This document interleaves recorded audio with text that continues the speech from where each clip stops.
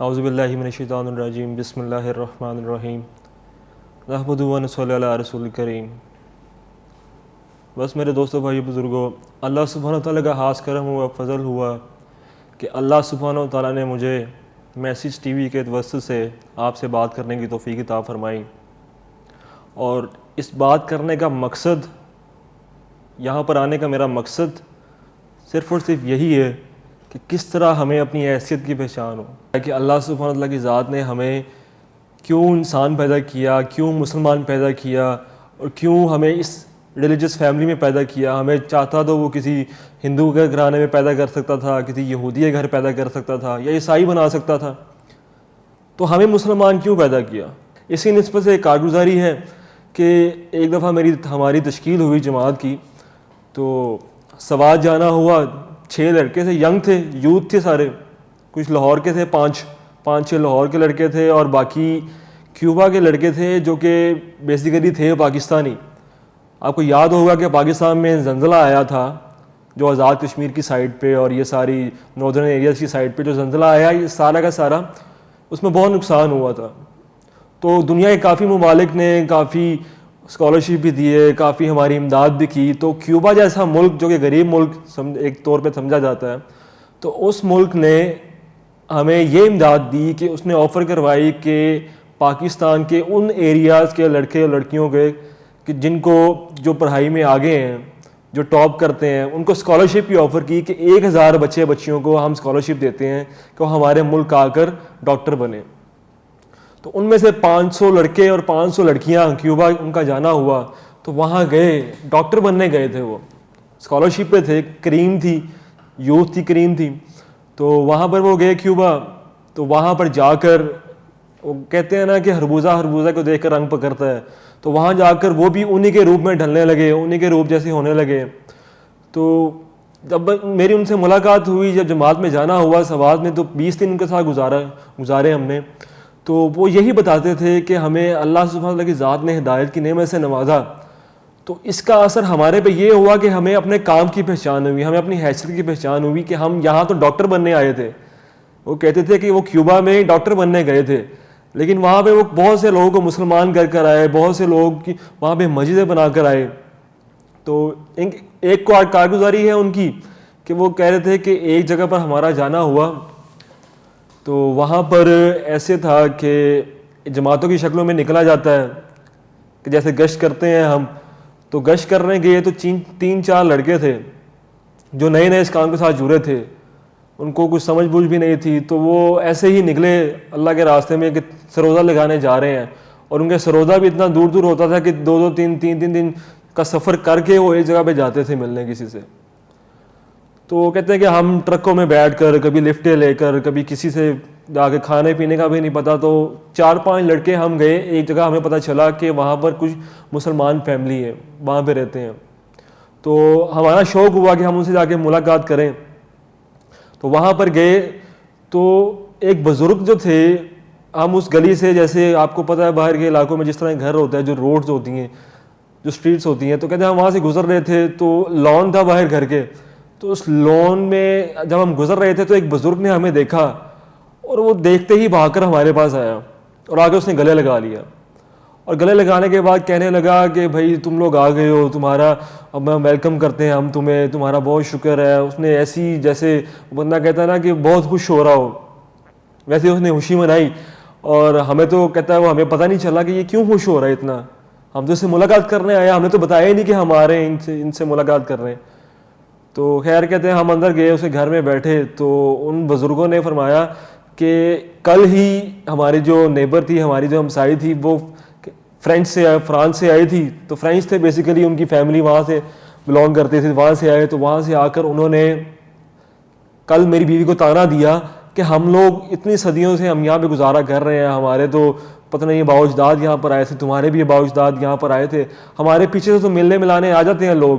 لیکن تم لوگ یہاں کتنے سالوں سے رہ رہے ہو، کتنی صدیوں سے رہ رہے ہو، تو یہاں پر تو کوئی آئے نہیں تم سے ملنے، تم لوگ مسلمان ہو، تو دنیا میں تو مسلمان ختم ہو گئے ہیں، تو تم بھی اپنا دین چھوڑ دو۔ تو اس نے کہا کہ میری بیوی نے کہا کہ نہیں، مسلمان ختم نہیں ہوئے۔ تو اس بات کو ثبوت کے طور پر کہتا ہے کہ میں اس کو بلا کے لاتا ہوں ابھی، تو گیا بھاگ کر اس کو اپنی ہمسائی کو بلا کر لایا کہ دیکھو ہمارے مسلمان بھائی آئے. تو وہ لڑکے کہنے لگے کہ اس نے بزرگ نے ہمیں پہچانا اس حیثیت سے کہ ہم نے داڑیاں رکھی ہوئی تھی, ہماری داڑھی تھی, سفید لباس تھا اور سر پہ امامہ پہنا ہوا تھا, تو ہم دور سے جب چل کر آ رہے تھے تو دور سے اس نے پہچان لیا. جب ہم اسے گھر میں بیٹھے تو اس کی جو ہمسائی آئی اس نے ہم کو دیکھا تو اس نے وہ بھی حیران ہوئی کہ یہ مسلمان کہاں سے آ گئے, ہم لوگ سمجھے تھے مسلمان تو ختم ہو گئے. تو خیر اس کے بعد پھر وہ بزرگ اندر گئے, جا کر ایک کتاب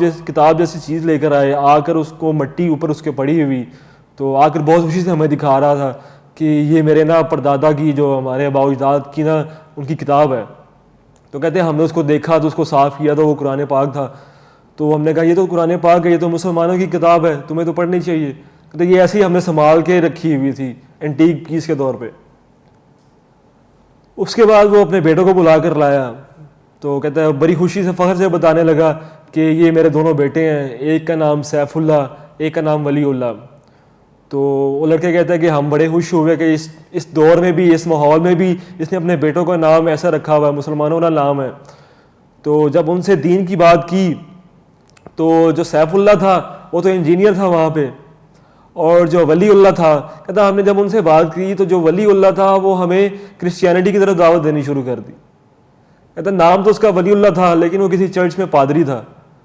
اور ہم اس کو ایک طرح سے اسلام پہ عمل کرنے کی دعوت دے رہے تھے اور وہ ہمیں کرسچن بننے کی دعوت دے رہا تھا کہ تم عیسائی بن جاؤ. کہتا ہمیں تو شوق لگا کہ یہ کیا بات ہوئی کہ مسلمانوں والے نام ہے اور کام اس نے عیسائیوں والے پکڑے ہوئے ہیں.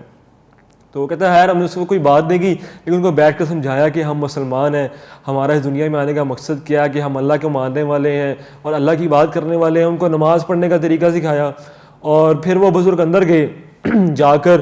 اپنا ان کا عربیوں کا معمول ہے کہ وہ اپنا شجر نسب جو ہے وہ سنبھال کے رکھتے ہیں اپنے پاس. تو وہ بھاگ کر اندر گیا, جا کر اپنا وہ شجر نسب لے کر آیا اور آ کر اس نے دکھایا جی یہ ہمارے سارے آباء و اجداد کا نا اس میں نام لکھے ہوئے ہیں. تو کہتا جب ہم نے وہ سارے نام پڑھے تو جب جو ٹاپ پہ نام لکھا ہوا تھا, سب سے اوپر نام لکھا ہوا تھا, کہتا ہمیں وہ نام پڑھ کے ہمیں رونا آ گیا. کہتے ہیں کہ وہ نام کی حضرت عباس رضی اللہ عنہ سے جا کر ان کی شجر نسب ملتی تھی. تو لڑکے کہنے لگے کہ جب دین کا کام ختم ہوا اور لوگ اس ماحول میں رہے تو صحابہ کی نسلیں جو ہیں وہ مرتد ہونے کے اس کے قریب پہنچ گئی. تو آج اس کام کی بدولت سے, اس تبلیغ کے کام کی بدولت سے غیر مسلم وہ تو اسلام میں داخل ہو رہے ہیں, لیکن وہ بھٹکے ہوئے مسلمان جو اپنے دین سے دور ہوئے, جو اپنے اسلام سے دور ہوئے, جو اللہ کو بھول کے وہ بھی اسلام کی طرف آ رہے ہیں. تو ایک اور کارگزاری انہیں کی تھی کہ ہم کہتے ہیں کہ ہم واپس جب چلنے لگے تو ہمیں ایک لڑکا ملا وہاں پر, ینگ لڑکا تھا, اور کیوبا کا آپ کو پتہ ہے وہاں پہ کوئی ریلیجن فالو نہیں کیا جاتا, زیادہ تر وہاں پہ ایک ایتھیسٹ ٹائپ کے لوگ رہتے ہیں, وہ کہتے ہیں ہم اپنے مطابق زندگی گزاریں گے. تو وہاں پہ کہتا ہے وہ لڑکا ملا تو اس کی باڈی وغیرہ بھی تھی, اس نے ٹیٹوز بنائے ہوئے تھے اپنی باڈیز کے اوپر. تو اس نے اپنے ایسے بازو نکال کے دکھایا اور اس پہ کہا شیر کا ٹیٹو بنا ہوا تھا, کہتا ہے یہ میرا گاڈ ہے, یہ میرا خدا ہے, میں اس کو پوچھتا ہوں, میں اس کی عبادت کرتا ہوں. اور